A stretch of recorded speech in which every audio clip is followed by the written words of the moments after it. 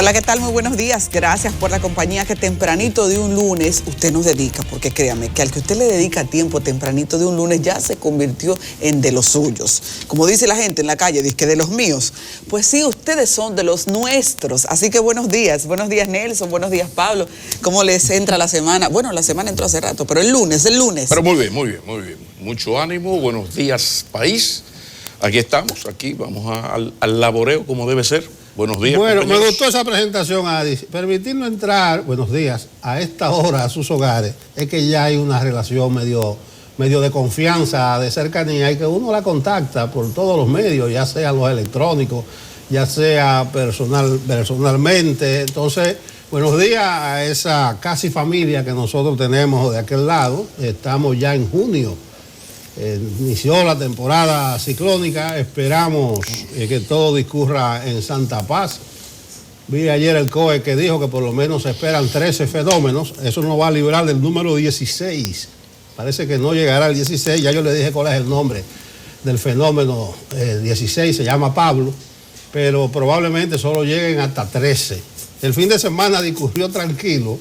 Estuve ayer por el Estadio Olímpico Félix Sánchez, señores. Fui a ver el juego de Cibao Fútbol Club. A pesar de que estamos clasificados, se apuntaló en la primera posición, venció y descalificó a la OIM 1-0. Solamente queda una fecha y ya hay dos clasificados, Cibao y Pantoja. Aproveché mi presencia en el Estadio Olímpico para felicitar a un amigo que está de cumpleaños. Está de cumpleaños hoy, me adelanté ayer. Y vayan desde aquí nuestras más sinceras felicitaciones a ese amigo santiaguero que cumple años hoy. Él lo celebra siempre en el seno familiar, en la intimidad familiar. Felicidades para usted, señor. ¿Pero quién es? Para sumarnos. No, yo estoy como la reunión del PLD, que fue secreta. Entonces, una felicitación secreta. Como dice, él sabe a quién es. Felicitaciones, señor. Ay, si ustedes se imaginan. Señor, mire, entrando en materia, Adis. Debe saludar a la gente del Facebook, Facebook Live, sí.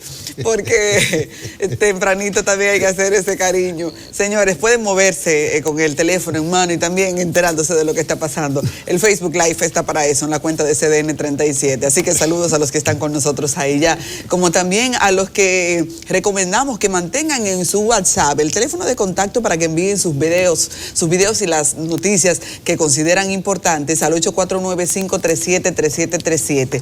Es la línea de denuncia, donde de manera confiable usted puede enviar ahí las informaciones que desea depuremos o videos que presentemos. La línea de denuncias, repito, 849-537-3737. Mira, Adis, no es como tema, pero sí sé que a ti te interesa, ya que lo hablamos una vez. El Senado aprobó el jueves en dos lecturas un proyecto de ley que protege el honor, la imagen y la intimidad familiar vinculados a personas fallecidas en accidentes. Es el asunto de esta fotografía que se exponen, incluso que ha estado muy en boga en estos días ese tema. Entonces, la intimidad familiar, respetar la integridad, y podemos decir la integridad del muerto y de sus familias. Señores, son escenas desgarradoras, dolorosas, que una persona muere en un accidente y usted lo ve en las redes, en los medios de comunicación. Entonces, ese proyecto va encaminado a sancionar, a penalizar a los medios y las personas que expongan imagen, que afecten la imagen, el honor, la intimidad de la familia relacionado con personas fallecidas en accidentes. Entonces, bien por los senadores de la República. ¿Será que solo se limita a muertes en accidentes? Supongo que será más abarcante, debería ser más abarcante, porque la práctica de presentar cuerpos muertos en condiciones inhumanas y desconsideradas, yo pienso que es muy expansiva ahora mismo. Bueno, y hay muchas muertes criminales. Sí, la ley habla de accidentes específicamente, parece que se refiere a ese solo aspecto, aunque es bastante amplio de la intimidad, de respeto a la familia, que le permitan llorar y sepultar a sus muertos. Además, debe ser desgarrador. Ustedes no ven que a veces ocurre un accidente y lo primero que pregunta es la familia, ¿sufrió? O sea, si fue el impacto, si fue violento, porque es que esa carga se lleva adentro y con una imagen eso perdura para toda la vida. Así es, pero ojalá no se limite a muertes por accidente, porque sería desaprovechar la oportunidad de regular un aspecto que ha perdido total control. Nosotros, como damos mucho seguimiento a las noticias de los pueblos, vemos con gran preocupación cómo se festinan los cadáveres, porque se ha convertido en un mercado abusivo. Y digo mercado porque hay inclusive renglones de gente que sale a grabar específicamente imágenes violentas. Y no solo entonces eso es un daño para la familia, sino que estamos también desensibilizando a la población. Morirse es una cosa muy grande y especialmente dolorosa para los familiares. Eso tiene que seguirse protegiendo en un contexto de dignidad. Y qué bueno, ojalá esto signifique que estamos avanzando en eso y que no se desaproveche la oportunidad, repito, para que sea abarcante. Buenos días, buenos días. Lo que pasa es que el asunto es mucho más grave que una ley. Cuando en un pueblo algo se convierte en una costumbre y es parte de un asunto de la moda, pues ahí la cosa es más difícil y va más allá de las leyes. Yo estoy diciendo que aquí vemos como una persona, bueno, lo más reciente, son muchos, pero el más reciente es un señor dándole golpes a su compañera con el hijo de ambos en el regazo. Wow. Entonces hay un señor que tiene un celular y él se pone a grabarlo, o sea, le están maltratando a una mujer, no solo a una mujer con su hijo. Y él se pone a grabarlo en la Núñez de Cáceres, aquí, Núñez de Cáceres no, en la Próceres con Colombia. Grave accidente, uno muerto, el otro muy, muy mal, se movía así, y hay un señor que está grabándolo.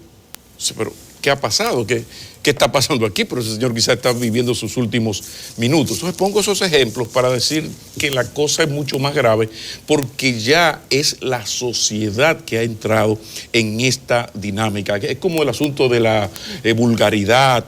Bueno, mucha vulgaridad, señor McKinney, pero resulta es que las vulgaridades están gustando y cada vez más aquí hay unas letras, cosas que no se pueden ni siquiera citar.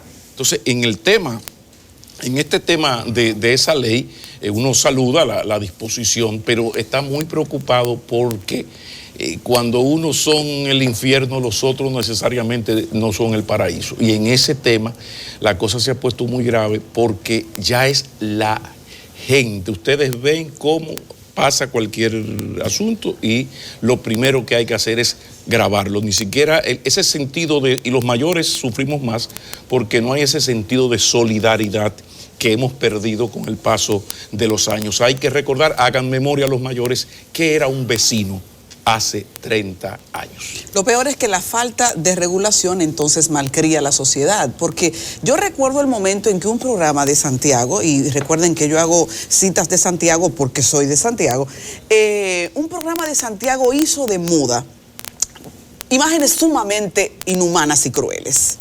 Porque si llegaba a una escena criminal, hasta que no grababan con zoom incluido, la parte donde perforó la bala no había imagen. Y nada de eso nunca tuvo controles. Lo que pasa es que eso, a menos que el afectado ponga una demanda, queda, por eso antes había periodistas. O sea, el periodismo tenía unas reglas básicas, fundamentales, que el éxito de las redes sociales y las nuevas tecnologías de la información se ha llevado para el carajo. ¿Entiendes? Entonces, ahora el asunto es más grave porque a menos que ese señor que está muriendo se salve y me ponga una denuncia porque yo lo grabé, esto lo que habla mal no es de una falta de leyes, es que el asunto es porque ese ciudadano ya en su mayoría, que es lo grave, tiene una tendencia a grabar antes que ayudar. Y eso no hay ley que lo pueda...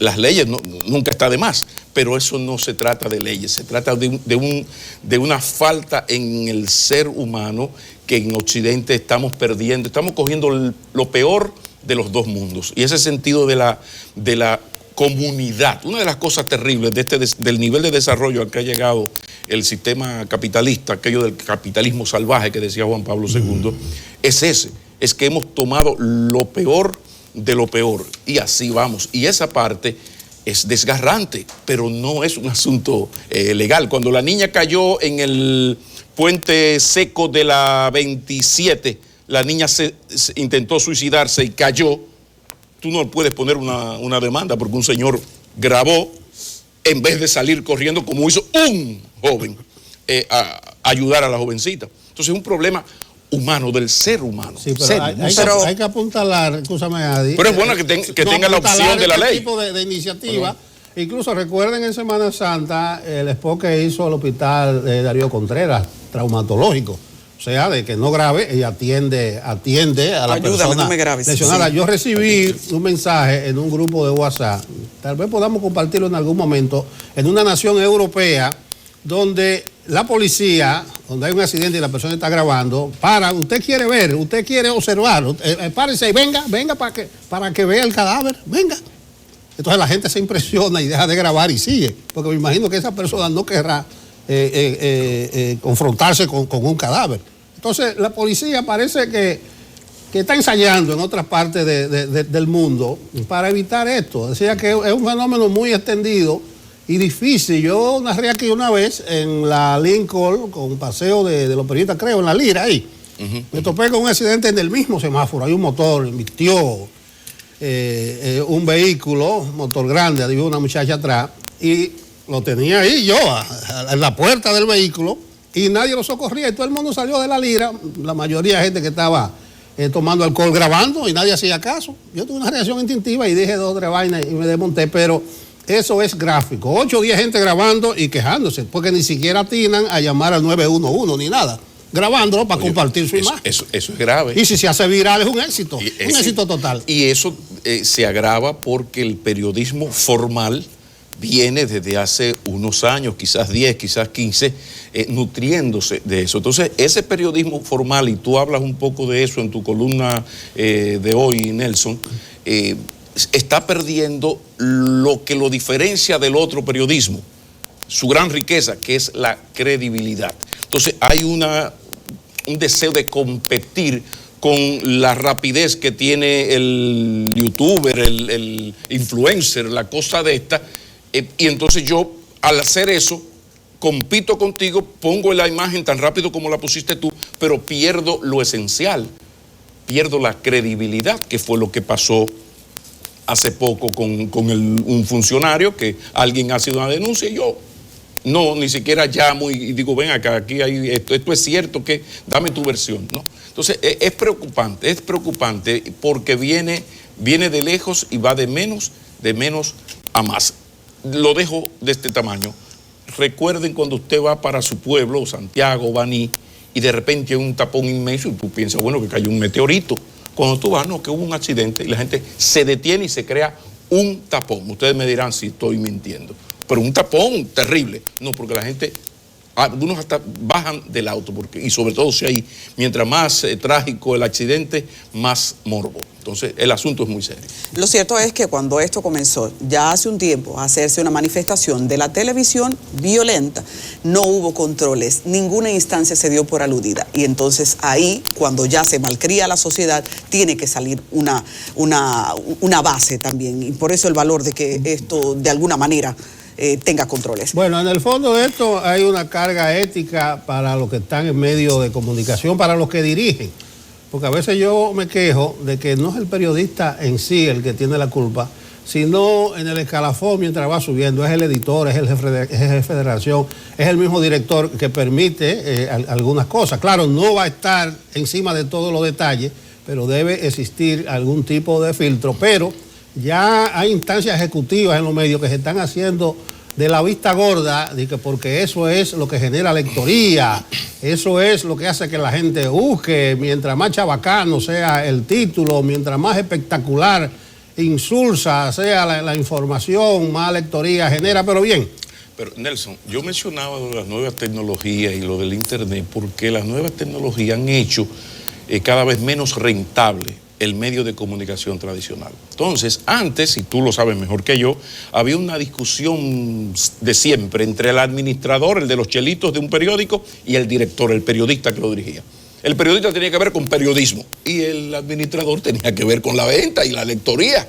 Y tenían ese tira y jala. De repente viene esta gran crisis. Entonces, Señores, el New York Times tiene problemas. El país hace 10 años que está quebrado. Sobrevive, uno no sabe. Creo que hasta Carlos Slim metió varios millones de euros para salvar el país, el país. Entonces, en un escenario así, uno dice, bueno, ¿cuál es el problema? Bueno, vayan ustedes, y yo lo he hecho aquí el ejercicio, busquen hoy en los periódicos de papel las más leídas. De repente hay una presentadora que tenía unos amores con un artista, entonces terminaron, pero entonces al terminar, entre las 5 primeras. Hay otro artista que se divorcia, que no se divorcia, que sí se divorció, entre las primeras. Yo he hecho el ejercicio aquí. O sea, para si ustedes quieren conocer el lector, ¿qué prefiere el lector? Busquen las más leídas, que esto es un algoritmo, esto no es que van contando, es un algoritmo automático que va entrando. Entonces, parte del problema es ese, que los periódicos comienzan a parecerse a las exigencias, a los gustos, a las preferencias de los lectores, y eso es grave. ¿Hasta dónde esto nos va a llevar? Yo no sé. Yo termino siempre diciendo que el futuro era ayer, que eso es parte del problema, que el futuro es cosa del ayer. Bueno, interesante tema, bueno. Pero el mundo siguió girando en el fin de semana, y en particular el mundo político. Yo apostaba que se iba a celebrar sí o sí la reunión del comité político del PLD hoy lunes, primer lunes del mes, pero vaya sorpresa, se hizo el mismo viernes y se hizo de manera secreta, casi clandestina, en el hotel donde los dirigentes del PLD se reunieron para llegar en autobús al Congreso extraordinario el viernes. Entonces parece que allí hicieron una parte y le dieron carácter de reunión del comité político y acordaron el asunto del 20%. ¿Qué se acordó? Dice Danilo que le pregunten a Reinaldo. Dice Reinaldo que ellos tienen hasta el 22 de este mes para hablar de eso, que simplemente la ley dice que el día 7 de junio se hacen las reservas, o sea, vamos a hacer uso de la reserva de candidaturas. Lo que hay es rumores, comentarios, algunos titulares, que aquí está lo que se acordó, y como tú lees, no es nada de eso, pero veremos qué pasó. Lo que dice el rumor callejero es que los danilistas no aceptaron aquella famosa propuesta del sector de Leonel de reservar 102 candidaturas. A propósito, los políticos creen que uno, ¿cómo digo? Una palabra que no sea ofensiva. Cojan a uno de tonto. Ustedes recuerdan que la propuesta de Leonel decía que equivalía solo al 4% de la reserva de la candidatura del 20%. Y yo decía, a mí me fue muy mal en el álgebra de segundo, pero 142 no es el 4% de 821, que es el 20% de los cargos en disputa. ¿Qué fue lo que hicieron los leonelistas para aligerar la carga? No, nada más el 4% de la candidatura. Ellos calcularon esas 142 candidaturas que dice que se quieren reservar, entre ellos, del total de puestos, cargos en las elecciones, que son 4.113 exactamente. 142 de 4.113 es un 4.1%, pero ese 142 debe ser de los 821 que le corresponden al PLD. O sea, de la cuota del 20%, ellos quieren que aparten esos 142. Entonces, realmente es el 17.3%. 142 de 821 es 17.3%, no el 4%, señores PLDistas, que nos lo vendieron así, no, nada más el 4%. Entonces ellos quieren reservarse su senaduría, su diputación. Entonces, el PLD, mal que bien, celebró su congreso extraordinario, contrariando vaticinios. Ahí ustedes lo vieron con las manos arriba, en señal de unidad. Celebró de manera secreta la reunión del comité político, pero me imagino que eso es para consumo público y para que la maquinaria siga caminando, para que no se trabe, y eso resuelve el problema. No resuelve el problema, pero de todas maneras, manténganse por ahí, que ya sabremos qué acordó el PLD. Me imagino que algún brindis le hicieron en ese hotel de la capital, pero ni modo, el PLD sesionó su comité político. Ya no es el primer lunes de cada mes, sino donde le coge el día. Un día van a estar vacacionando por la Romana, en Semana Santa, en Punta Cana. Se ven acá, por aquí hay quórum, y van a llamarlo. y van a acordar una cosa. Vaya democracia interna. Bueno, parte de los problemas que tenemos aquí en la política dominicana es ese predominio del PLD por el control que tiene, porque es un partido que no pierde unas elecciones desde el 2004. Como yo decía el otro día, si las Águilas pierden 5 campeonatos corridos, no le pueden exigir al Licey que en el 6º le dé la victoria. Entonces, las cosas, después de todos estos años, hay una composición del PLD y un control del PLD. Ahora, y esto es lo que hace que la agenda política la ponga el PLD, para colmo, dividido en dos. O sea que el lado que está menos en el gobierno es la oposición y el otro que está es gobierno. Entonces de repente ellos entran en una discusión y la discusión que debería ser PRM-PLD se convierte, y tenemos semanas en esto, en leonelistas y danilistas.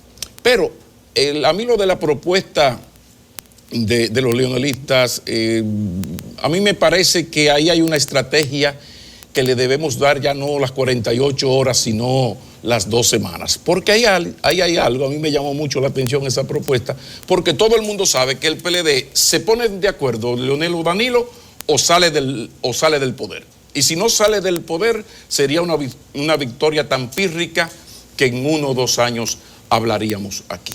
Eso pienso yo. Ahora, la negociación Danilo-Leonel pasa por algo elemental. Si Leonel y Danilo negocian, lo menos que le va a pedir Danilo a Leonel es salir del poder con el control del Congreso. O sea, que los PLDistas que lleguen al Congreso, en su mayoría, respondan a Danilo Medina. Elemental, querido Watson. Y otras cosas, o sea, yo te voy a dar el Ejecutivo, dame aquí, yo lo dije el otro día, o sea, dame el poder municipal de esas principales alcaldías. Elemental, pero eso ya lo veremos. O se dividen o llegan a este acuerdo y nosotros vamos a estar aquí. Pero miren, lo que yo quiero comentar hoy es que a mí me preocupa porque en el año 2015 yo perdí un dinero apostando botellas de vino a que el presidente no se reelegía. Entonces, bueno, ahora a mí me pasa lo mismo. Tengo unas cuantas apuestas de vino caro y uno está asustado. Porque, bueno, hay un dicho popular que dice, bueno, ese animal que está allí camina como una vaca, muge como una vaca, come como una vaca. Parece una vaca. Así anda el PLD. Yo recopilé una serie de señales que te dicen que, caramba, tal parece que el equipo de Medina me quiere hacer perder un dinero a mí. O estos son los últimos estertores, como dicen algunos, de una negociación que finalmente produzca que no haya otra modificación para otra repostulación del presidente. ¿Cuáles son esas señales de las últimas horas, los últimos 3, 4 días, salvo una cosa que se llama Expogar? Primero, se acaban de liberar 29,000 millones de pesos del encaje legal. ¿Para qué? Para proyectos productivos, para la gente que construye el país. Ahí mismo se anuncia que se colocaron bonos en mercados internacionales por 126,307.5 millones de pesos. Vamos, 126 más 29, ahí hay un dinero. 154,000 millones que están entrando en 72 horas, 0 mata 0, 3 que llevaba 16. Pero también hay 60 millones ya para la etapa 18 del proyecto Ciudad Juan Bosch. Óyeme, nada revive más una economía, le da dinamismo a una economía que la construcción. Eso lo sabemos desde el doctor Balaguer. Pero también se anuncia, ya eso está a tiro de hit, 400 millones como gratificación a trabajadores de la central Punta Catalina. Son 400 millones que van para esos 12,000, casi 12,000 empleados. Y eso se boronea. La macro alimenta a la micro y la micro boronea, que dice don Hipólito. Pero de repente, ustedes saben, han escuchado a uno quejándose del Ministerio de Trabajo en su posición en lo que tiene que ver con el alza salarial, que uno decía, pero ven acá, ¿cómo es posible? No está haciendo el Estado su papel regulador. Ah, pues mira, qué bonito. Resulta que no, que el Estado no va a apoyar la reclasificación laboral, sí perjudica a los trabajadores. Y ahí mismo, el mismísimo Ministerio de Trabajo le dice a los empresarios que antes de esa reclasificación laboral, por favor, tiene que elevar los salarios, que es lo que piden los sindicatos. Todo eso son señales, señores. Esas son señales. Y si ustedes quieren ver los argumentos de por qué se tiene que aumentar los salarios en República Dominicana, les sugiero los datos que ofrece Andy Daguarre en un artículo en el día de hoy, que estamos muy por debajo de países vecinos, estamos por debajo de la media latinoamericana en salarios a los obreros, con un añadido: somos la economía que más ha crecido en los últimos 50 años. Y en los últimos días, promedio de 6,03 minutos más, minutos menos. La señal final ya es un poquito más vieja. Hace unas semanas que Expogar del Banco de Reservas colocó 5.200 millones en financiamiento de propiedades inmobiliarias y está depurando solicitudes por 9.000. Además, en una tasa entre 8,7 y 12,37%. Entonces, ustedes me dirán, estas señales lo que dice es que ese animal que está ya pastando come como una vaca, camina como una vaca, muge como una vaca, da leche. ¿Será una vaca? Parece que sí. Nosotros estaremos aquí para comentar el día que haya que tomar una decisión, que faltan apenas 70 y tantos días, es el límite que tienen los PLDistas, que por cierto el run era cierto, no hubo reunión, el presidente regresó el mismo sábado y Leonel Fernández no presentó el libro que iba a presentar en la Feria Internacional del Libro en Madrid. No sé si no viajó, eso yo no lo averigüé, pero si no presentó su libro en la Feria de Madrid, posiblemente no viajó. Por consiguiente, en el PLD se va a una reunión del comité político, luego que los dos partidos, que es hoy el PLD, sus líderes se ponen de acuerdo con Reinaldo en el medio. Ese es el PLD. Ellos no se reunieron porque no lograron ponerse de acuerdo, porque está llegando la hora cero y todavía hoy no hay acuerdo. Y yo me reitero, se ponen de acuerdo o salen del poder. Que la Magdalena los guíe. Pero lo que ellos han dicho es que hubo reunión, Pablo, y que se discutió lo de la reserva del 20%, que fuera secreta, pero hubo reunión por la vía rápida. No, yo estoy hablando de una reunión del comité político fechada para hoy. Si hubo, Leonel manda dos de los suyos, Danilo lo suyo, va Reinaldo, Cero mata cero, un empresario alto, amigo de los dos, eso no es reunión del comité político. No, lo que pasa es que... Estoy hablando de reunión del comité político, eso se está haciendo hace mucho tiempo. No, tiene que haber reunión del comité político porque es la misma ley electoral y la misma decisión del comité central que delegó esa decisión en el comité político. Es decir, que tiene que tener cuadre de comité político. Claro. Y hubo quórum, ese tipo de cosas. Pero dejemos el PLD. Yo quería decir algo del PRM, pero a propósito de la vaca, yo creo que es una vaca lechera. Yo lo que no sé si vuela, ¿te acuerdas de Chapuzó y Damirón? Ay, si la vaca volara, me montara yo en una. Cualquiera se monta en esa vaca. Sí. Bueno, el PRM celebró su reunión de la Comisión Nacional en el fin de semana. Todos los partidos están muy activos. Puso para el 30 ya la modificación de los estatutos.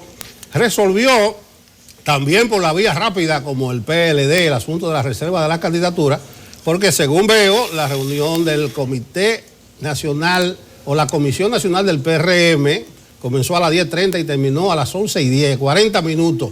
Poderes exclusivos a su dirección y algunos dirigentes para que dispongan a discreción de la cuota del 20%. Ahí no hay nada malo, porque la cuota del 20% está reservada para la dirección del partido. Pero me llamó la atención algo que dijo Paliza ayer, y es que él entiende el disgusto de muchos dirigentes que se asumen que van a ser afectados con la repartición de esta cuota que se reservó la dirección, porque la dirección dijo, eso es para gente que venga para el PRM, para futuras alianzas. Entonces, el PRM anunció ayer que tratará de hacer un bloque unitario amplio, lo que quiere decir que ese 20%, que también son 821 cargos para el PRM y que la dirección va a utilizar a discreción, podrían resultar una matazón. ¿Qué es lo que es una matazón? Que se reserven para aliados y que esos aliados sean una serie de intelectuales que andan por ahí, que no sacan una gata a pasear, una sociedad civil que nunca ha conseguido un voto, que además son nombres, y podrían afectarse a dirigentes naturales y a miembros militantes connotados del PRM, un candidato a diputado que se ha fajado en Santiago y le diga, no, esa va a ser para fulanito de tal. Pero fulanito de tal, dice él, es un dilectante que lo que vive hablando en los medios de comunicación. No, es un aliado. Y así sucesivamente se puede extender eso a los alcaldes, a regidores, y ojalá que la dirección del PRM sea comedida en la utilización de esa cuota del 20% y no sacrifique a gente de su partido, principalmente aquellos que, como le llaman, son ganables. O sea, tú en Santiago, una tercera diputación de la circunscripción 2, tú no puedes sacrificarla para dársela a un aliado si el tuyo puede ganar. Entonces, que equitativamente se reparta esa cuota. Yo he puesto el ejemplo aquí en público, una dirigente magisterial que dirigía 70,000 maestros, la llevó el PRD en el día en su boleta por La Vega y sacó 386 votos. Ah, no, pero que ser una líder, esa llama. No. La gente tiene un olfato, además, la población local se mueve por sus expectativas y tiende a apoyar a su gente. Y ojalá que no se reparta esa cuota del 20% que le corresponde a la dirección del PRM. Y lo otro es que voy a esperar que el PRM, que cierra hoy ya la inscripción de un nuevo militante, deposite en la Junta la cantidad de miembros que va a tener su padrón, porque eso va a ser determinante, cualitativo para la primaria simultánea del 6 de octubre. Pero Nelson, me encanta que no estemos de acuerdo, porque yo tengo una lectura totalmente diferente a la tuya. Yo celebro que el PLD está aprendiendo de sus errores. No ha hecho la pública autocrítica como uno quisiera, pero está aprendiendo. El PRM parece que ha aprendido la lección y sabe que sin un gran frente anti-PLD, un gran frente opositor que agrupe a todo el que esté insatisfecho con el PLD, no hay la posibilidad de una victoria. Entonces, fíjate cómo Paliza comienza a, lo que decías, a suavizar un poco a los compañeros, porque si aquí hay un partido pequeñito, pero que aporte el 1.5, aquí hay de eso se trata, el PRD, que es el PR, porque yo le digo al PRM que es un PRD mientras tanto, mientras acaba de fallecer el PRD o llegan a algo. El PRD fue exitoso cuando Peña, que siempre miraba más allá de la curva, Peña logró crear un gran frente. Y recuerden cómo se le ganó a Balaguer en el 78. El PRD comienza a perder elecciones cuando ese gran frente se desmantela y Leonel y Danilo Medina y Temo Montaz, que eran los tres que estaban echando a Pedro en el pozo en ese entonces, y el comité político dice, hay que barrer y para adentro. Y comienzan a crear un gran frente. Entonces, esta vez el PRM sí está mirando al toro que tiene que mirar y está mirando la empalizada que tiene que mirar. Entonces, ¿dónde está el asunto? Él habló un poco ahí de marketing político y de encuestas.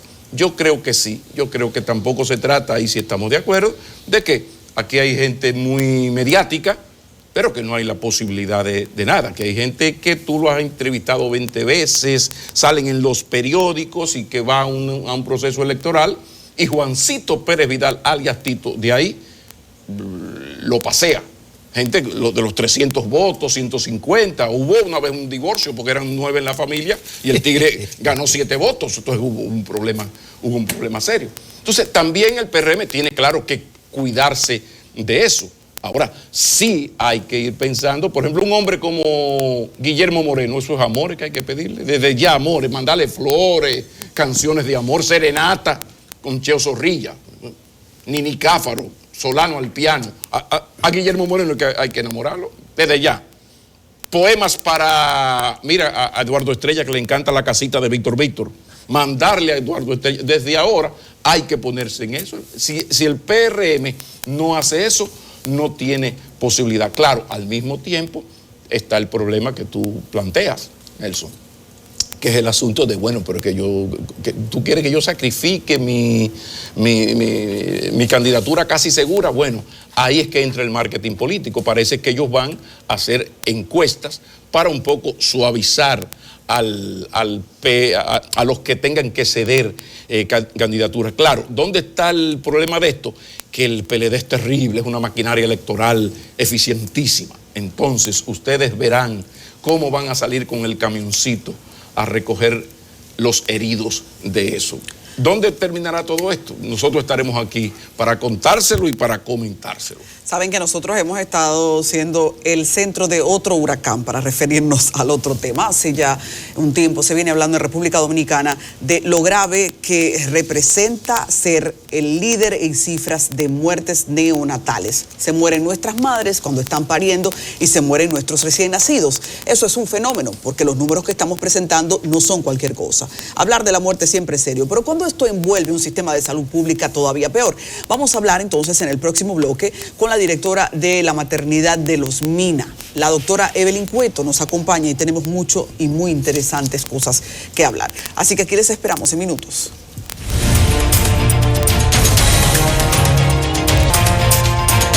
Hace un momentito le hicimos una cita con ustedes para que no se perdieran este bloque por la importancia de la vida y del tema.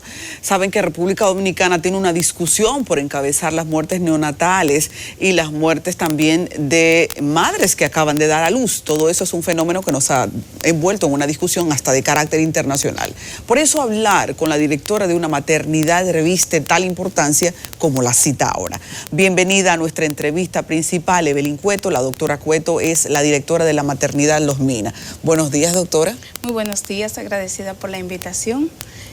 Qué bueno que está con nosotros tempranito. Quisiéramos comenzar hablando de cuál es el índice de las maternidades, de los nacimientos, exactamente allá en la maternidad Los Mina, porque a partir de ahí comenzamos a hacer comparaciones de la realidad. En nuestra maternidad tenemos un promedio mensual de nacimiento de entre 300 y 400 niños. 300 y 400 niños. Mensual. ¿Qué índices de dominicanas y qué índices de extranjeras, para ponernos en contexto? Porque siempre el tema evoca que se hable de ese dato. Un 26% nacionalidad extranjera y el resto dominicanas. Bueno, 26% le hace haitiano en su generalidad. Podemos decir que un 25% haitiana, un 1% ya de otras nacionalidades como venezolana, colombiana. Doctora Cueto, en este fin de semana el Servicio Nacional de Salud y UNICEF celebraron un evento, no sé si seminario, no sé qué, cómo le llamaron, pero lo importante es que ahí se anunció que se han priorizado 21 hospitales públicos para enfocar en las muertes neonatales y también de madres. Entre esos 21 yo vi el hospital que usted dirige. ¿Qué es lo que significa ese evento y qué políticas salieron del mismo? En ese evento participamos UNICEF, Servicio Nacional de Salud, Ministerio de Salud Pública. Entonces ahí estuvimos los 21 hospitales priorizados, como usted dice, que son hospitales de atención materno-infantil a nivel nacional. Aquí de la ciudad de Santo Domingo hay 7 hospitales priorizados, los demás son del interior del país, tanto del sur como Elías Piña, también del Cibao y de la región este. Allí fue como una rendición de cuentas de los directores de los hospitales. Estuvimos los 21 directores, quienes hicimos una presentación de las estrategias, de los parámetros, indicadores que nos están dando seguimiento, cómo se hace el seguimiento. Se hace una evaluación observacional, van unos observadores, tanto de UNICEF como del Servicio Nacional de Salud, y van a las diferentes áreas que se evalúan, como consulta prenatal, preparto, parto, posparto, al recién nacido en sí y lactancia materna. Son esos 6 indicadores que se siguen y uno debe de llegar a un 100%. Doctora, me gusta este momento porque uno comienza a dar vueltas pero sabe que al final va a caer rápidamente en lo que realmente busca. El tema de las muertes materno-infantiles en la maternidad Los Minas, ¿cómo anda? ¿Cuáles son sus números? Ya dijimos cuántos nos nacen, ahora sí. ¿Cuántos se nos mueren? Nosotros en lo que va el primer cuatrimestre del año tenemos 3.355 nacimientos y de estos han fallecido 83 recién nacidos. Comparado al año pasado, nosotros tenemos una reducción de un 52% de la muerte neonatal. No obstante, es una cifra demasiado alta. Sí. ¿Ustedes han hecho alguna auditoría de esas muertes? Sí, claro que sí. Nosotros, nuestra principal causa de muerte, o sea, como condición, la prematuridad extrema. O sea, recién nacidos que nacen de 26, 27 semanas, fallecen antes de los 28 días por las complicaciones que implica esta prematuridad, como lo son el distrés respiratorio, la sepsis y la hemorragia pulmonar. Hay un tema, la mortalidad materna. Le voy a hacer una pregunta que tal vez es una inquietud mía, pero podría ser de interés también para el televidente. O sea, se habla que hay que cumplir los protocolos, está la lactancia, las consultas prenatales, pero ayer leí que hay un punto que ustedes privilegian, no priorizan, sino que está dentro de sus principales preocupaciones, es reducir la maternidad por cesárea. El índice de cesárea. Sí. ¿Qué significa eso? ¿Y por qué se prefiere que no sea por cesárea? Bueno, porque el parto vía vaginal es la vía más natural, la más fisiológica para una mujer dar a luz. La cesárea implica que puede tener complicaciones como todo procedimiento quirúrgico. Entonces, el índice de cesárea se ha aumentado debido a que si la mujer dio a luz con cesárea, ya el próximo embarazo tiene que ser con cesárea. ¿Ahí influye que es más costoso para el hospital? No, porque aquí no es cuestión de costo, aquí es de preservación de vidas. No, yo sé que sí, el costo pero le pregunto, no tiene nada que ver. ¿Por qué se prefiere? Preferimos el parto vía vaginal porque es más fisiológico, más natural, menos complicaciones. La mujer da a luz ahora en la mañana y en la tarde se puede ir a su casa normal, a hacer todas sus actividades de manera normal. Sin embargo, si le hacemos una cesárea, le hacemos la cesárea hoy y dura 2 días con nosotros, a los 3 días se egresa, o sea, es más complicaciones que puede surgir, pero no es por costo. Pero no es mentira, doctora, que lo que provocó un festín de las cesáreas es la transacción económica, porque los médicos prefieren que se les reporte una cirugía. Sin embargo, a nivel público no es cuestión de costo. A nivel público, no, pero bueno, el sistema público ahora tendrá que depender económicamente de las ARS. ¿Esa transacción cómo la ven? Dependemos de las ARS, le damos servicio a las ARS, pero lo principal para nosotros en el sistema público es el servicio al ciudadano, porque nosotros no debemos a los ciudadanos. Independientemente usted tenga o no ARS, el servicio es el mismo para usted y para mí que no tengo, por ejemplo. Doctora, vamos a regresar a los muertos terriblemente, a los bebés muertos. Dijimos que el primer factor de muerte era porque son prematuros, pero ¿y el resto? Porque parecería que a diario tenemos denuncias de casos que se vinculan a una práctica no sana de la actuación médica. ¿Hasta qué punto todavía el sistema es responsable en materia de su protocolo, de las muertes que nosotros estamos teniendo? Porque todas las actividades del Servicio Nacional de Salud y de Salud Pública parecen afinar con que hay un factor humano. Casi siempre el factor humano es el no apego a protocolos y por eso se han realizado varias estrategias e iniciativas desde el Servicio Nacional de Salud, conjuntamente con OPS que nos ha dado apoyo. Ahora mismo nosotros seguimos lo que se llama un colaborativo de adherencia a protocolos, donde habemos 7 hospitales maternos, las principales maternidades. Estamos en ese colaborativo donde se le da un seguimiento a los protocolos, básicamente, de las enfermedades, tanto obstétricas como neonatales, que han incidido en las mortalidades de ambos grupos. Llámese trastorno hipertensivo del embarazo, hemorragia postparto, e infecciones. Y en los bebés, el síndrome de distrés respiratorio del adulto y la sepsis neonatal. Entonces, hemos visto que hemos mejorado en lo que es el cumplimiento y adherencia a los protocolos. ¿Y cómo hemos mejorado? Dando seguimiento al mismo y régimen de consecuencia con los médicos que no se apegan al protocolo. Ya voy, esa era mi pregunta. Y perdón, Nelson, que no sé si ibas si ibas ahora a preguntar. Parece que el sistema de salud es la única instancia en donde se mata y no hay consecuencias.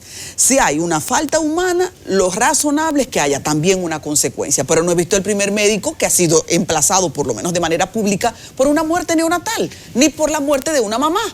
O por lo menos ustedes tienen casos, preséntenlos, preséntenlos al país. Hemos tenido casos donde hemos aplicado régimen de consecuencia. Ese régimen de consecuencia va aunado a lo que es la Ley de Función Pública 4108, de acuerdo a la falta leve, moderada o grave, será la amonestación de dicho médico. Las amonestaciones pueden ir de forma verbal hasta desvinculación del mismo. Ok, pero me parece que hasta ahí nos quedamos cortos. ¿Hay algún número que se pueda presentar al país de consecuencias, sanciones o médicos a quienes se les quitó su exequatur porque tienen 10 muertes ya arriba? ¿Hay algo así? Habría que hacer un levantamiento por hospitales para ver cuáles son los regímenes de consecuencia que han tenido con sus diferentes médicos. Nosotros, por ejemplo, hemos tenido amonestaciones escritas a médicos por falta de apego a los protocolos. Entonces, ¿qué sucede? La Ley de Función Pública te dice que si tú tienes 2 amonestaciones, a la tercera, eso es igual a desvinculación. Si tú tienes un médico con 2 y ya tú le vas a hacer una tercera, cuando la haces, tiene que mandar ese expediente al Servicio Nacional y esto a la vez la mandan al Ministerio de Administración Pública y de allá para acá viene con la desvinculación de ese médico, porque esa es la ley. Doctora Cueto, vamos a ver cómo anda el materno infantil San Lorenzo de los Minas a nivel de recursos y de equipamiento. Usted me va a decir que bien, porque usted no va a meter palo hondo con Chanel ni con el Servicio Nacional de Salud. No, pero aquí estamos para decir la realidad. Bueno, la realidad yo quiero que usted me diga, porque yo veo que se están equipando, que el aire acondicionado, muchísimas cosas. No es mi especialidad y no recuerdo los nombres técnicos. Realmente se están equipando bien, por lo menos en su hospital. Y usted puede señalarme la sala tal, etcétera, etcétera, y etcétera. Mire, nosotros tenemos una unidad de cuidados intensivos obstétricos que ahora mismo tiene 7 espacios para pacientes con embarazo o complicaciones del mismo, y esa sala está completamente equipada con ventiladores, monitores, oxímetro de pulso. No nos falta medicamento, porque la verdad yo no tengo por qué venir aquí a decir que tengo una cosa si no la tengo, porque usted tiene la manera de verificar si es así o no, y mañana usted me va a desmentir. Entonces, ¿por qué voy a venir a decirle lo que no es? ¿Usted no deja entrar a un periodista a esa sala? Claro que sí, claro que sí. Allá van. ¿Podemos ir? Claro. Es un hospital abierto, claro que sí. Siga enumerando. La unidad de cuidados intensivos neonatal para los recién nacidos está equipada con ventiladores, monitores, incubadoras. Tenemos una capacidad ahí para 52 recién nacidos. Vive llena, le puedo decir. Y ahora, en el mes de junio, ya en esta semana, el licenciado lo firmó ya la semana pasada, yo estuve por allá, el licenciado Chanel nos nombró personal que nos faltaba de enfermería, ginecobstetra, perinatólogos, algunos médicos subespecialistas de pediatría como gastroenterólogo pediatra, endocrinólogo pediatra, nefrólogo pediatra. O sea que sí están llegando los recursos, los equipos, y sí tenemos el apoyo desde el Servicio Nacional de Salud. Tengo varios directores amigos de hospitales que han estado al grito por la inseguridad. La inseguridad de la calle cada vez la sienten ustedes más también. Hemos visto muchos eventos y sabemos que los hospitales han corrido para tratar de tener una solución anticipada a esto. ¿Han reforzado la seguridad ustedes? ¿Cómo les va con el tema? Sí, no escapamos de la realidad, estamos así. Y ahora mismo el licenciado Chanel hizo un levantamiento. De hecho, fueron a nuestro hospital porque los hospitales maternos son más vulnerables e infantiles por el tema de que ustedes conocen eso muy bien, y están haciendo un levantamiento para priorizar varios hospitales donde la seguridad se ha visto más vulnerada que en otros, para dotarlo de más personal de seguridad y de más cámaras. Algo relacionado con la seguridad es el robo de bebés. El hospital que usted dirige no escapa a esa realidad. Yo por lo menos conozco un caso de abril del año pasado que se ventiló. ¿Cómo marcha eso? Hasta ahora, gracias a Dios, no hemos tenido, desde que yo llegué, voy a cumplir un año ahora el viernes al frente de la maternidad. Tuvimos un caso este año. ¿En febrero por ahí? En febrero, sí, en febrero justamente, no se me olvida porque fue el día del cumpleaños de mi madre. Una señora que dijo haber dado a luz allá y que le habíamos robado el bebé. Realmente eso está todavía, la fiscalía no nos ha dado la conclusión final del caso, pero al final sí se demostró que no hubo bebé y que fue un invento de la señora. Los procedimientos de ustedes no dan lugar a confusión de que se pueda trastocar un bebé por otro. No, porque inmediatamente el bebé nace en el vientre de la madre, hay que colocarle el cintillo con el nombre y todo, y ahí mismo dentro de la sala antes de sacar al bebé, ¿no? Y son separadas las salas, tanto la de parto como la de quirófano. No.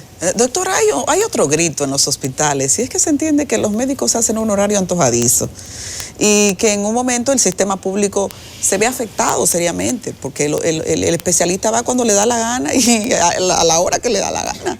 Y el paciente tiene que estar ahí como en un te ruego, por favor, atiéndeme. Realmente, ¿Cómo es esa dinámica? Porque recientemente el director del Servicio Nacional de Salud puso en público el conocimiento de un nuevo sistema para regular los horarios. ¿Ustedes han comenzado a regularlo y cómo eso anda? Ese horario antojadizo, como tú llamas, Adis, depende mucho del director.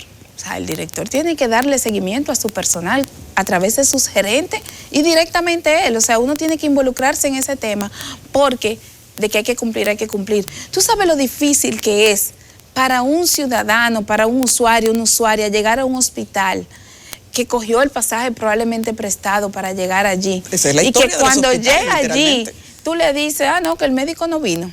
No, hay que dar una respuesta, porque usted tenía una cita programada de hace una semana, 2 semanas, 3 semanas, como tú quieras.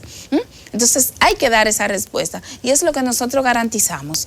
Nosotros tratamos de dar el servicio al ciudadano siempre y allá los médicos cumplen, en la maternidad de Los Minas cumplen. Bueno, la consulta, ¿cómo anda eso? Yo escuché al director del Servicio Nacional de Salud decir que estaban ensayando una aplicación para hacerlo incluso vía electrónica. No sé si allá... Las citas médicas. Las citas médicas, vía electrónica. Ya. No sé si allá se da un numerito al llegar. Ustedes están modernizando. Ya hay hospitales que empezaron con las citas médicas electrónicas, como el Hospital Pediátrico Hugo Mendoza, Robert y Cabral, el Ángel Contreras en Monteplata. Son los hospitales pilotos para citas médicas electrónicas. Nosotros damos las citas y es por hora.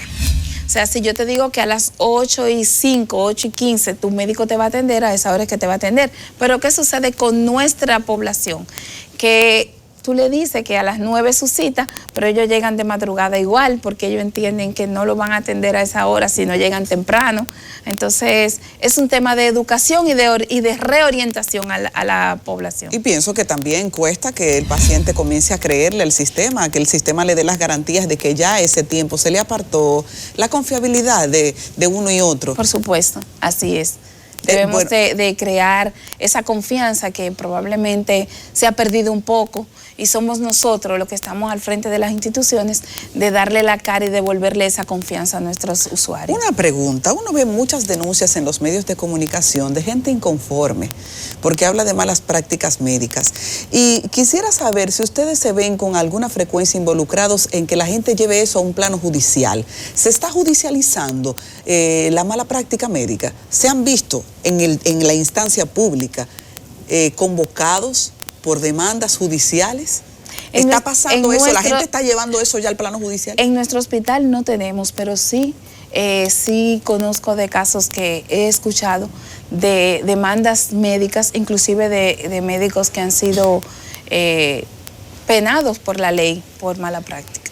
Yo he visto al director del Servicio Nacional de Salud haciendo una serie de visitas regionales. Estas no son sorpresas porque se convocan a los directores y algún tipo de personal. Y en la mayoría de ellas, la más reciente fue en el este, Chanel anuncia que asumió las deudas del hospital. ¿Cómo anda el materno infantil a nivel presupuestario? Nosotros recibimos una subvención y además ofertamos servicio a las ARS, por lo cual es una venta de servicios y adquirimos recursos con ellos. Yo diría que bien, porque nosotros vamos aminorando la deuda, que es lo que se quiere. Y lo que usted se refiere es que el licenciado en diferentes hospitales donde ha ido, que los recursos son menores, quizá por ingresos menores, él ha asumido parte de la deuda y su nómina interna en diferentes hospitales. Cueto, como estás en una maternidad, vives uno de los dramas más terribles que tiene este país, niñas embarazadas. Y en ese aspecto, quisiera saber qué cantidad de las que están ahí en condición de parturientas se te está dando que sean menores y cómo anda ese programa, porque ustedes tienen un programa para trabajar con ellas. Bueno, adicionalmente, luego de escucharte, quisiera saber qué método está funcionando para poder evitar que ellas caigan en un segundo embarazo, porque a veces la educación sexual, inclusive en el mismo sistema, todavía maneja muchos tabúes.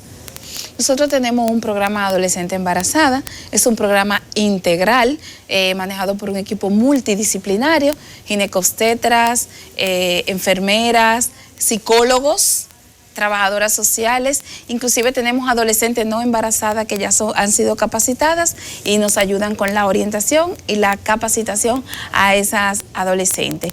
Y tenemos un programa dentro de este mismo que es la planificación de su segundo embarazo, porque ya te embarazaste ya, pero entonces tenemos que evitar un segundo embarazo muy pronto en una mujer, una jovencita, 12 años, 14 años, 15 años. En lo que va de año nosotros hemos tenido 3 adolescentes de 12 años. Wow. Entonces, en eso vamos enfocados. Tenemos lo que es la planificación post-evento obstétrico, que se le aplica al 100% de las pacientes que dan a luz allá, tanto adolescentes como no adolescentes. ¿Cómo funciona eso? Aunque la planificación es voluntaria, nosotros le ofertamos a cada mujer que da a luz los métodos de planificación que tenemos y ella elige cuál quiere utilizar, previo a una consejería que se le orienta y se van. Vamos a decir que el 99% se va, porque a veces sale una que dice que no quiere planificarse y es voluntario. Increíble, porque sí, es voluntario. Y como el tema de la violencia está tan relacionado a las adolescentes embarazadas, al embarazo prematuro, ¿has podido en tu experiencia ver un contacto de esa violencia con esas niñas? Hemos tenido pacientes violentadas y violadas en nuestro programa de adolescentes. Nosotros tenemos un departamento de violencia de género, una consulta de violencia de género con psicólogos, los obstetras, y se le da bastante apoyo tanto al adolescente como a su entorno familiar. Yo creo que usted inclusive esos casos, cuando son de violación o de violencia, se notifican inmediatamente a la fiscalía, independientemente del interés o quiera el familiar o no. Es nuestra obligación hacerlo y lo hacemos. Usted llega a un materno infantil del este, pero usted viene de un hospital del oeste. Sí. Ese cambio, y ¿cómo se siente usted? ¿Se siente cómoda ahora?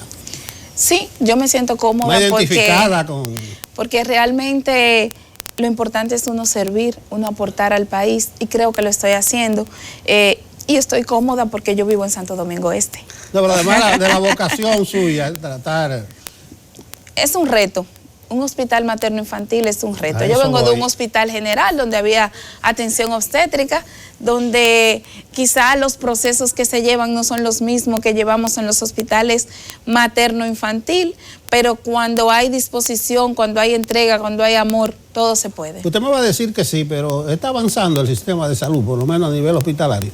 Hemos avanzado mucho, porque anteriormente nosotros quizás no teníamos lo que tenemos ahora. Nosotros somos uno de los países de América Latina que tiene más recursos a nivel de salud, y por eso es que estamos tratando de disminuir esos indicadores, porque no es posible que nosotros tengamos los recursos y que no podamos cambiar esos números, y se están cambiando. Pero no son suficientes. Y se están cambiando. Eso soporta un debate, lo de los recursos. Sí, no, porque ustedes están en 2 y pico del PIB, debieran estar en el 5. Claro. Es decir, que tienen recursos, aunque no lo suficiente y lo necesario. Pero van a llegar este año, o sea, en lo que va un año completo, el Servicio Nacional ha nombrado 10,000 empleados. Doctora Cueto, muchísimas gracias por estar con nosotros. La doctora Evelyn Cueto, para los que sintonizaron ya en el trayecto de la entrevista, es la directora de la maternidad San Lorenzo de los Minas, y de una excelente forma ha exhibido su conocimiento del tema y cómo anda el sistema.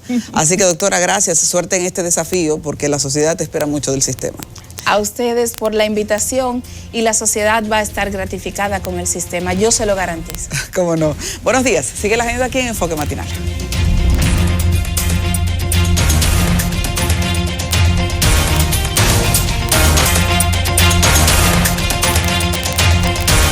Gracias por su compañía. Estamos en Enfoque Matinal aquí en CDN y queremos compartir con ustedes las noticias del día figuradas en nuestro semáforo. ¿Cuál es la luz roja? Esa, que nos merece todo nivel de alerta. Así que con esa iniciamos ahora.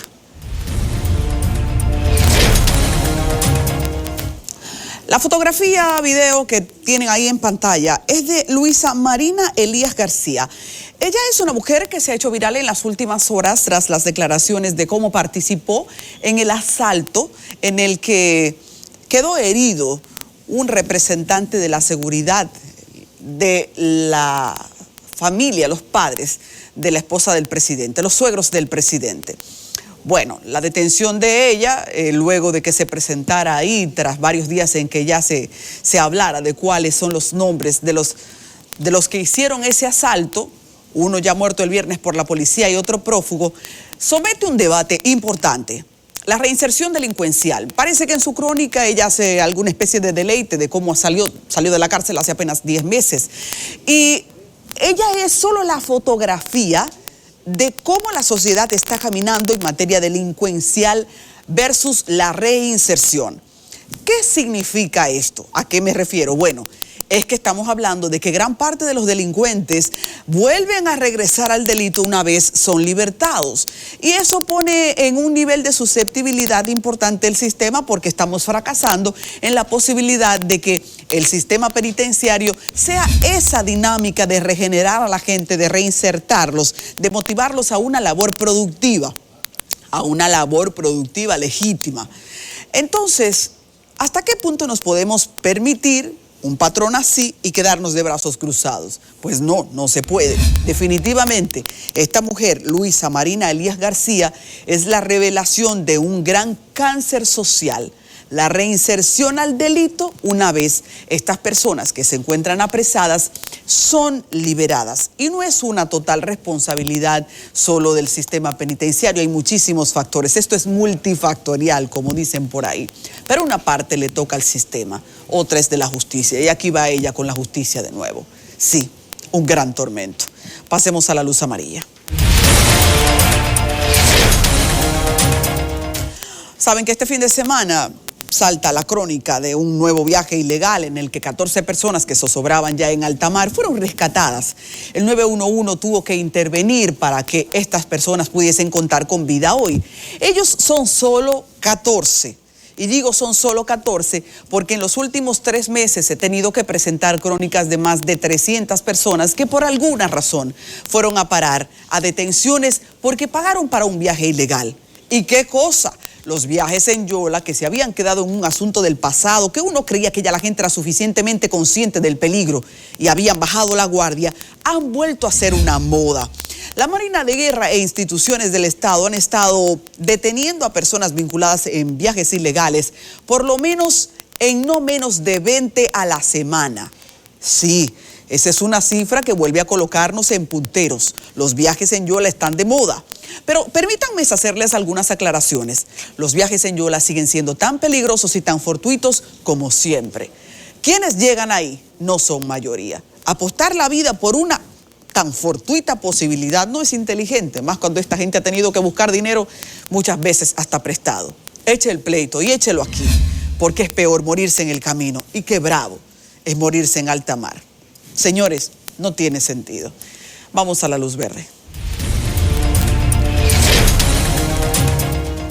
La luz verde es para saludar el acontecimiento anual que une a tanta gente, que nos une a todos, caminantes por la vida, y que ayer fuese nuevamente un espectáculo de la solidaridad, un espectáculo de la humanización de esta sociedad, un espectáculo de qué lindos nos vemos cuando nos unimos por una causa. Y esto de caminantes por la vida, sin dudas, es también la sensibilidad de todos ante una enfermedad que llegó y que nos hace arrodillar a muchos cuando lo hace, junto a nuestras familias, el cáncer.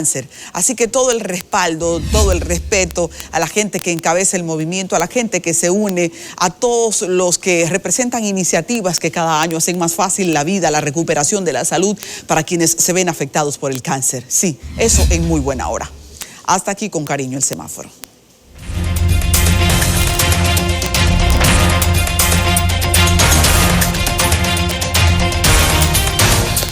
Continuamos en Enfoque Matinal y qué bueno, recibimos a dirigentes de el Copadeva, la Confederación para la Defensa de los Derechos Barriales. Es ya legendario, una organización legendaria en las luchas sociales, y qué bueno, están con nosotros Nicanor Soriano y Susana Consuegra. Bienvenidos.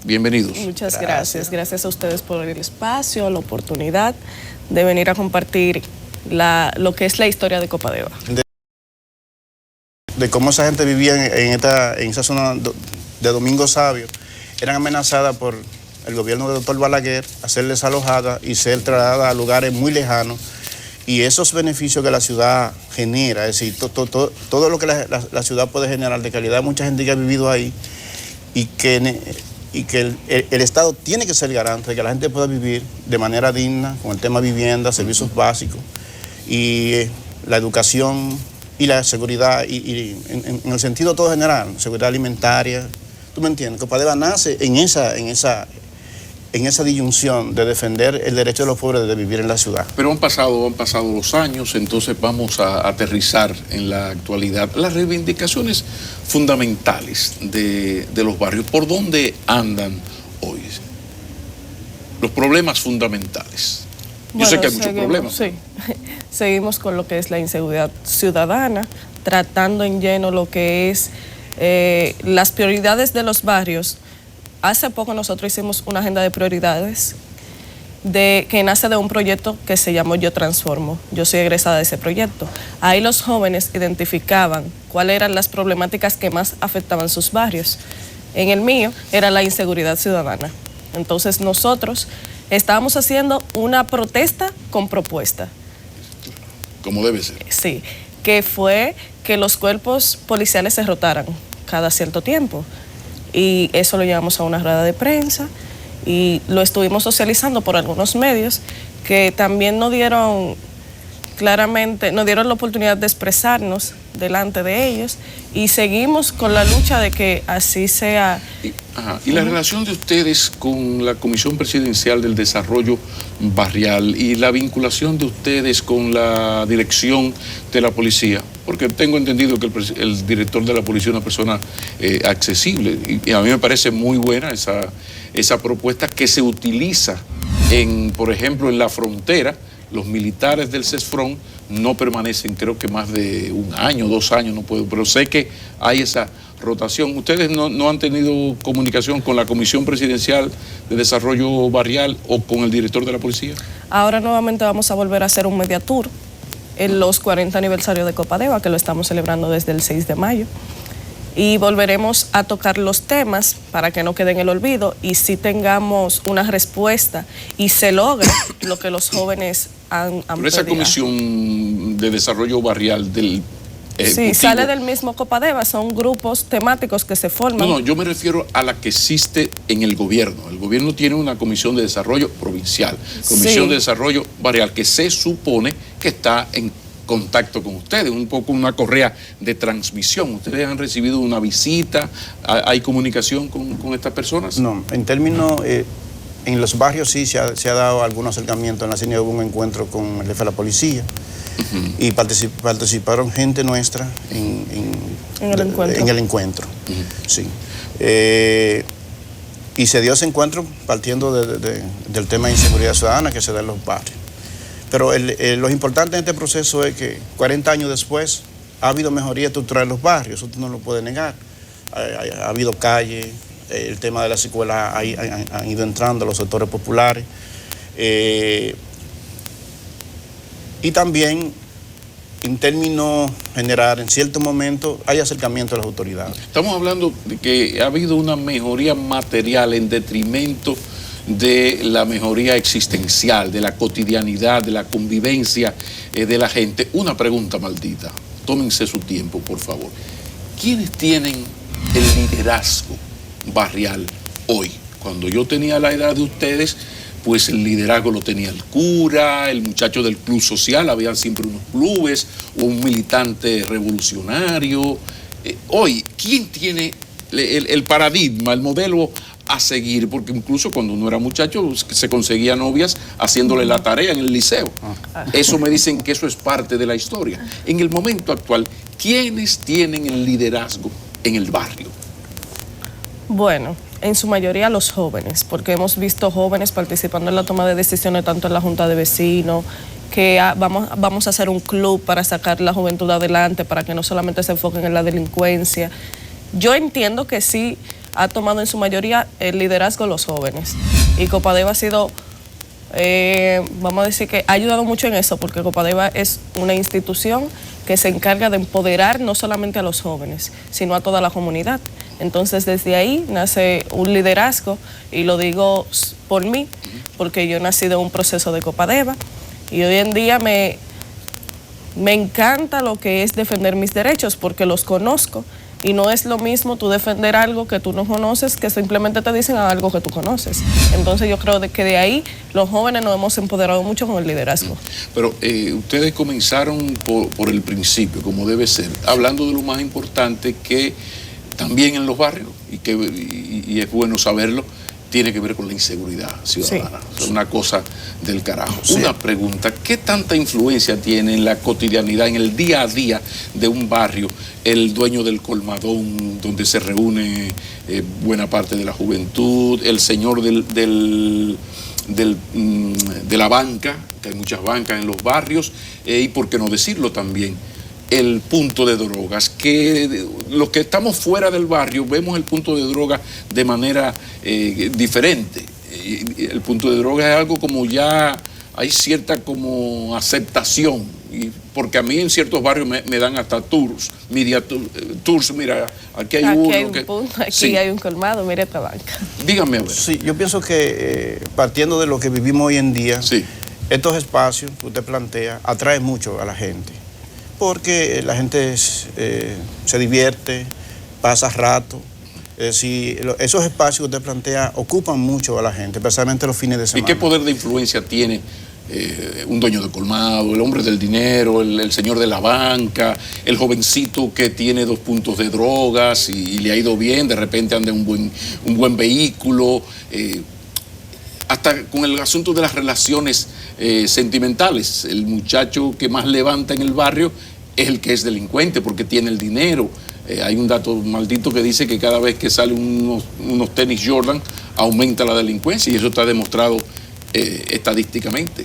Sí. Eso tiene que ver también con el tema de lo que se le vende a la juventud de los barrios, el consumismo, y todo eso genera todo eso, y eso responde también a una línea que se ha mantenido del tiempo, es decir, cómo involucrar involucrar a los jóvenes en cosas que los desvíe de su realidad. Precisamente, ¿cómo ha mejorado la vida? ¿Qué ha hecho el superior o el inferior gobierno? ¿Qué ha hecho el Estado Dominicano con esos 2 temas? En sus barrios, por ejemplo, el tema inseguridad ciudadana, pero ¿qué se ha hecho con la juventud? Por ejemplo, hay algo que es muy barato, que es poner un canasto con un aro y hacer 2 equipos y comenzar a jugar 21. O sea, ¿cómo está eso? Mira, una situación por la que nosotros, especialmente lo que Susana planteaba, nosotros terminamos un proyecto que trabajamos con más de 300 jóvenes en los barrios, y los jóvenes expresan que no tienen oportunidad. Así que de cara al Estado, el gobierno no ha implementado políticas que genere que el nivel de desempleo. No, sí, por eso te estoy hablando. Es decir, un Estado que no garantiza que los jóvenes puedan tener empleo, no hay desarrollo.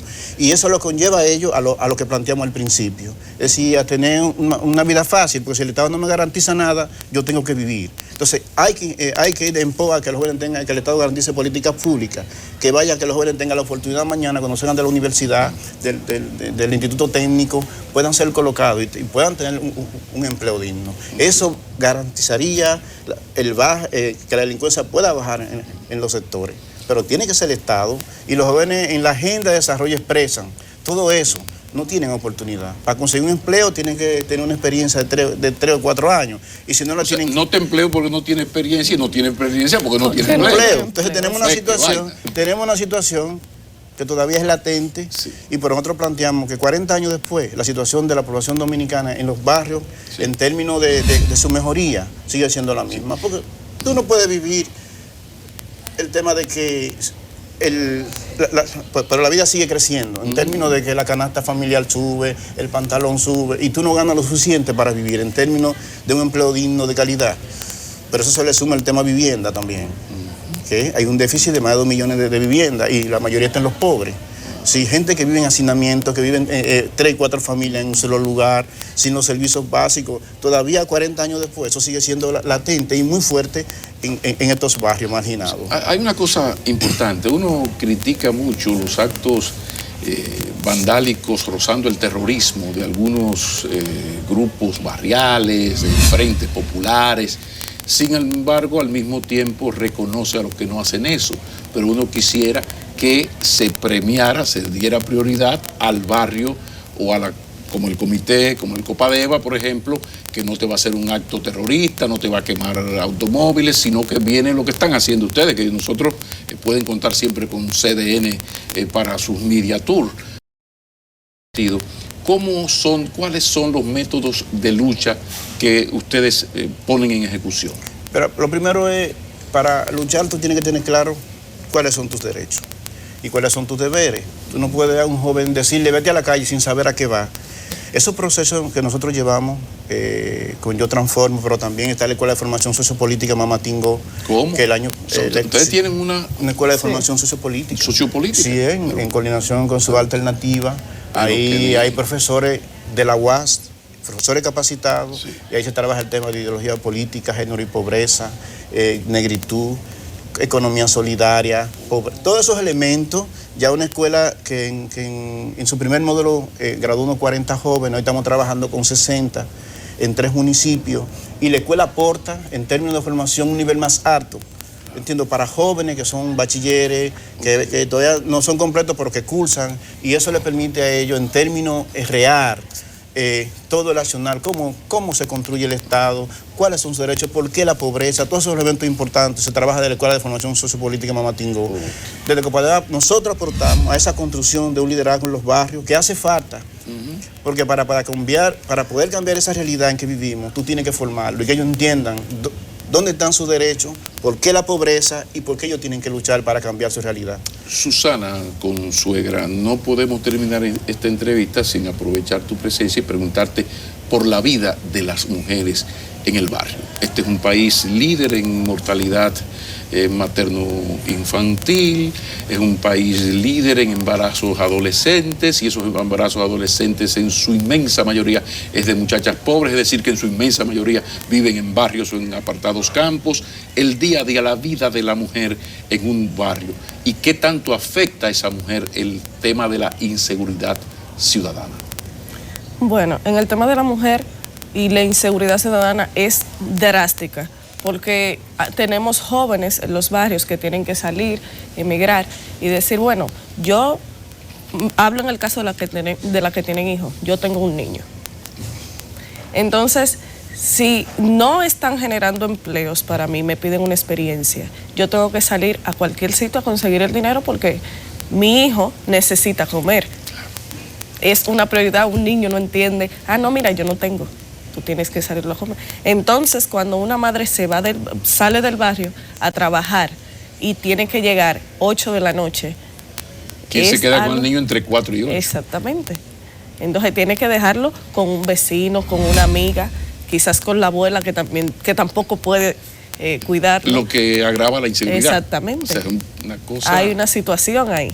Entonces, ¿por qué no generamos más empleos? Tenemos la oportunidad, tenemos jóvenes emprendedores, démosles la oportunidad de crear microempresas dentro de los barrios para que esas madres también tengan la oportunidad de trabajar y adquirir una experiencia y continuar estudiando, porque es muy difícil. Sí, y lo de las estancias infantiles, porque eso, un paliativo importantísimo sería la estancia infantil. Eso se han ido construyendo, pero creo que a un ritmo lento, porque hace apenas 6 años que se comenzó. Una cosa que manda una ley del 2002. Así que somos aquí. ¿Qué tal eso? Están siendo construidas a un ritmo lento y a distancia. Porque cerca de la Ciénaga no tenemos una instancia. O sea, no dentro del barrio. No tenemos una. Pero se supone que dentro del barrio, porque se tiene no que tenemos una, entonces... Un motoconcho para llevar al muchachito al... Así mismo. Entonces, ahí también agravamos la situación. Bueno, yo creo, Nicanor Soriano, Susana Consuegra, ustedes tienen que venir más por enfoque matinal. Vamos a estar en comunicación porque creo que es importante esta retroalimentación entre nosotros. Claro. Un inmenso placer a estos dirigentes del Comité para la Defensa de los Derechos Barriales, pero todos conocemos y recordamos con mucho agrado y agradecimiento las luchas del Copadeva de aquellos años. Muy bien, muchísimas gracias. Gracias a ustedes. Continuamos.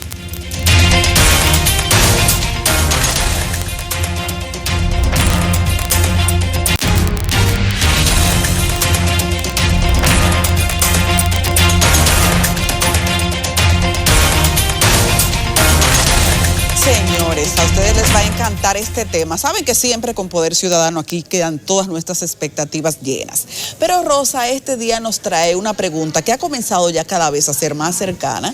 Una pregunta, no un tema, que ha comenzado a ser cada vez más cercano y que provoca que tengamos que conocer por lo menos los principios básicos. Primero te saludo, Rosa. Buen día. Buen día, Adis. Me siento muy contenta de poder compartir contigo y con los amigos televidentes el día de hoy.